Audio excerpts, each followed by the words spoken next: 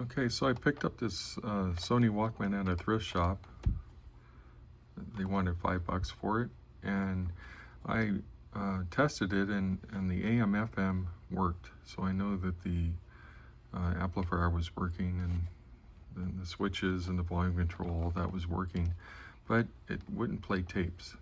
So I thought it was still a pretty good bargain for $5, and so I thought I'd take it home and repair it. So the first thing you gotta do is open it up.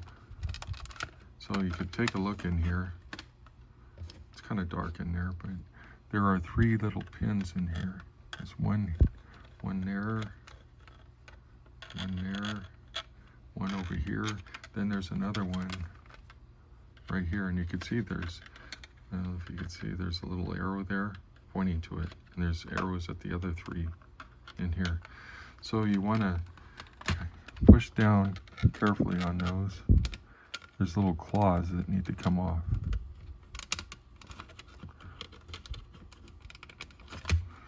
And then once you feel like you've released those a little bit, you start working on separating this. I use this little prying thing. Let's make sure I got the batteries out of there. Yeah. I usually start right here. There's like a little notch. You could sometimes get it in there. There we go. Starting to come off. You can see it's starting to separate.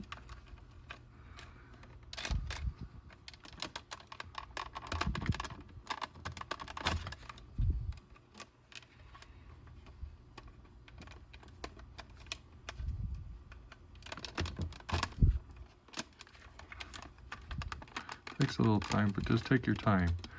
I've seen people get screwdrivers out and try to do it that way, but you're going to end up breaking something with those. It does make it easier to pry, but it also makes it easier to break it.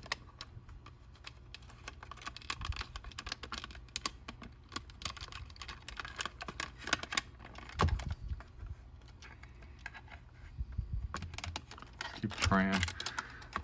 Kind of trying different areas of it.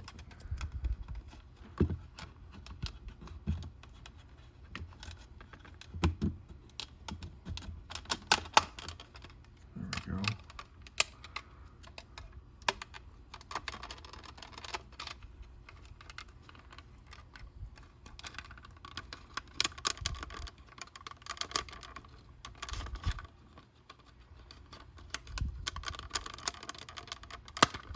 There, that popped. There's little pins. There's no screws holding these together, so it's all little pins and claws that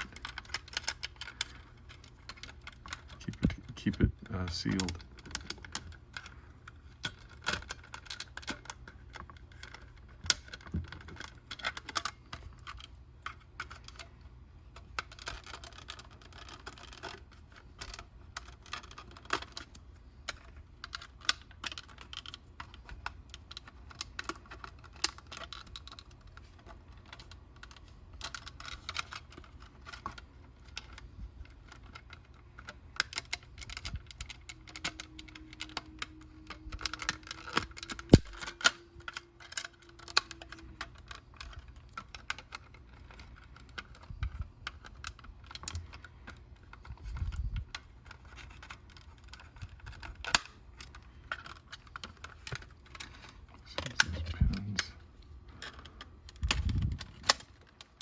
Go.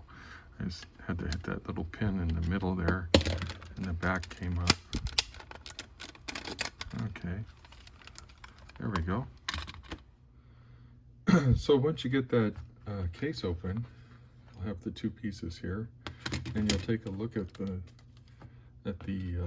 inside of it, and you'll see that there's supposed to be, from this electric motor here, a belt that runs to these 2 wheels that turn the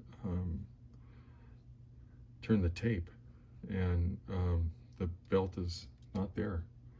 So I usually, like, I do a couple good puffs, you know, just blow it out. Sometimes the pieces will fly out of there. Already, right when I opened it, there were some pieces and they dropped out, and I just brushed them off here.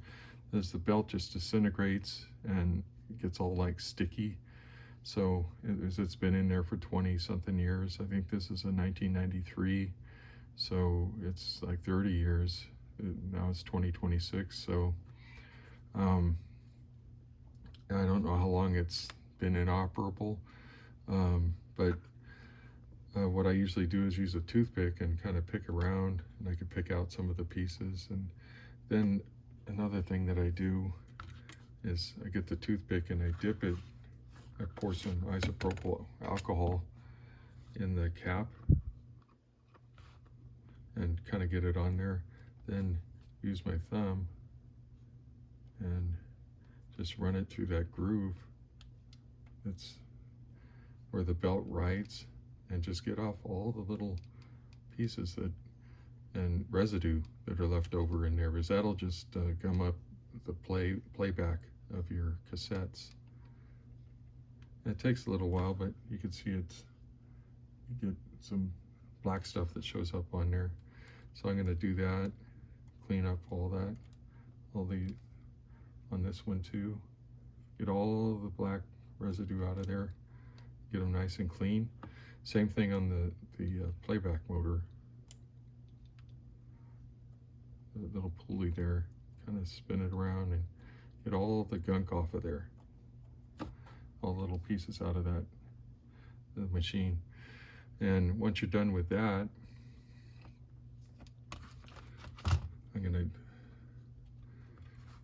I did some of it already, so it looks pretty clean. Then I have this machine oil. It's really fine lubricant, and it has like a little tube here where you can direct the lubrication. And you want to be careful with this, because you don't want to get any of the oil anywhere where the belt goes, because it'll just start slipping and you'll have all kinds of problems, and it's nearly impossible to get all the oil out of here. So you don't want to get any in either of these wheels or where the belt rides in this electric wheel. So I'll put some like right here, and then right here, then in here, that little area there, then here, and on that part, and then down in here, and just let it seep in there. So I just very carefully direct some right into there, right in there, in there, up here, up there. Okay, just don't have to put a lot. And then just kind of move all the gears around.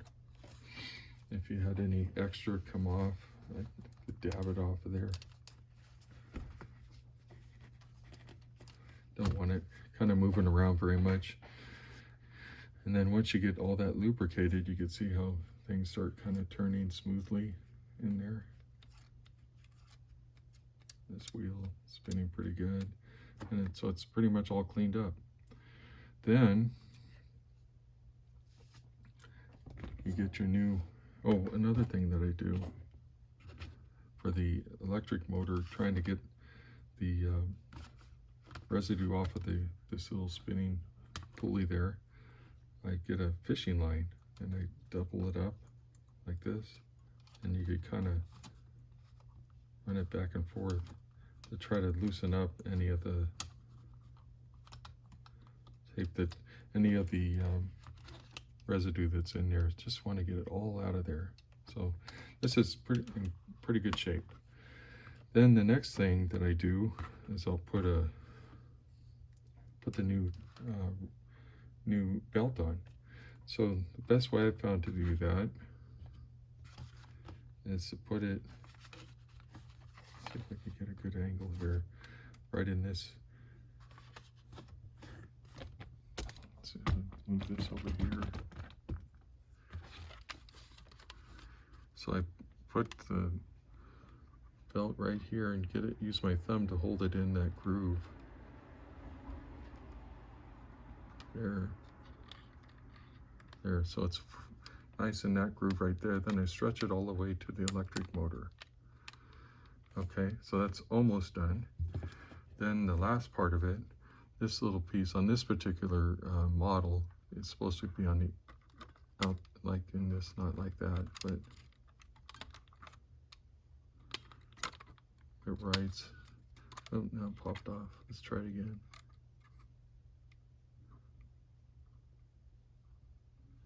It's a little tricky. I got it on there. Then I'm going to carefully slide it like that. So now all the wheels are turning. So that's pretty good shape.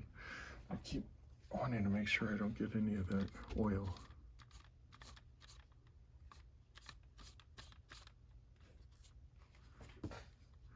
Okay, so now that's all good. Now we could do a test drive. I've got a couple batteries over here.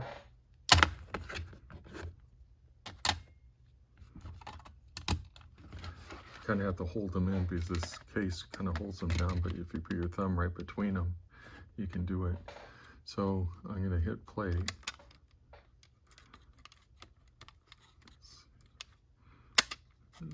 Okay.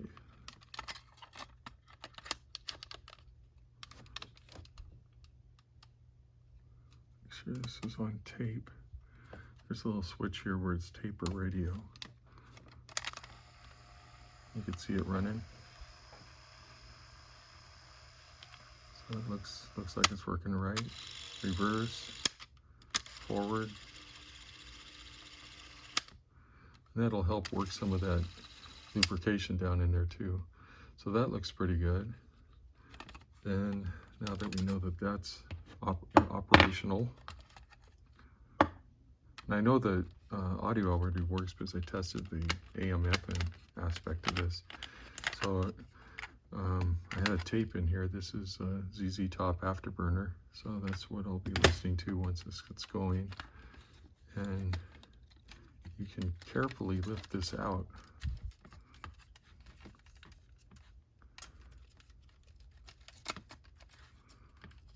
It just comes right. You kind of have to pull it through the little holes here.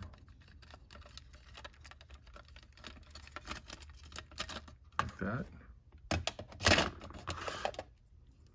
So now we can turn this upside down and get a good look at the where the plate, where the tape runs through here. You got the head here, and there's a roller here, and this pin. So all those you want to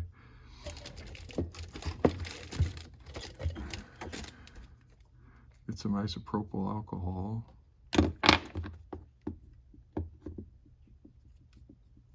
On a Q-tip, just clean that really good, the tape head. Then this roller also, kind of spin it around as you do it. It's wiping up or down, scrub, and then this pin too.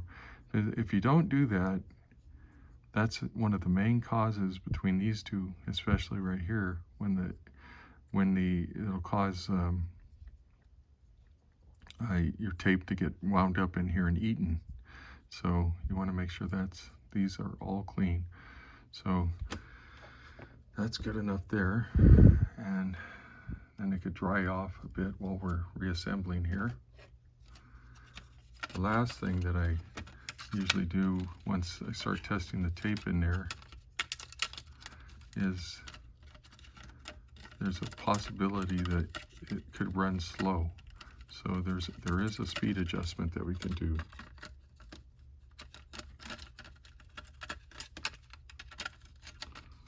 So I've got that all back in position. It just kind of sits in there, nothing to screw on. It just pulls right out. Okay, so let's put our cassette back in there. And place. See? That's still working.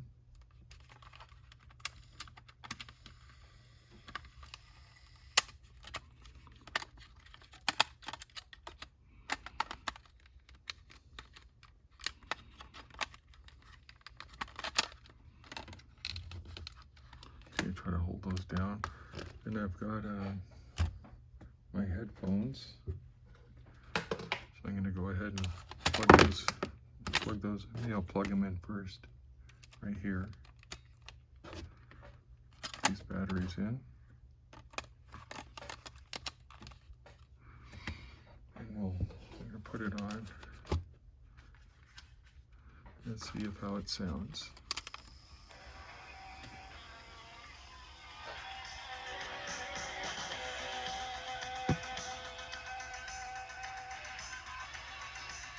That sounds pretty good.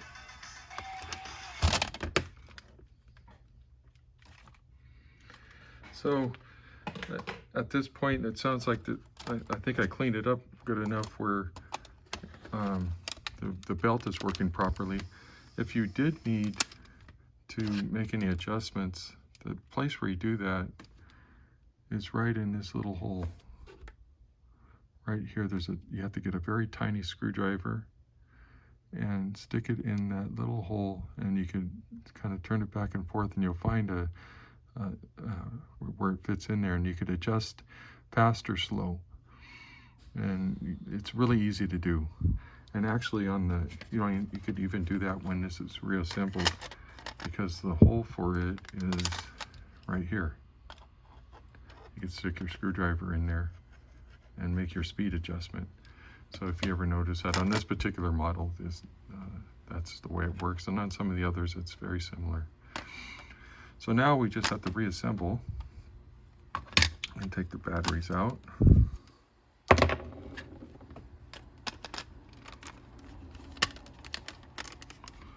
Just kind of push it back into place.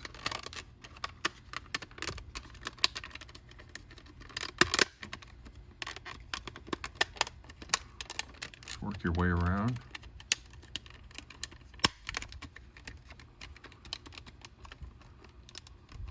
And if you've done it properly, it'll just snap right back into place, and we're all back together again. And so that's how you get your Walkman working again.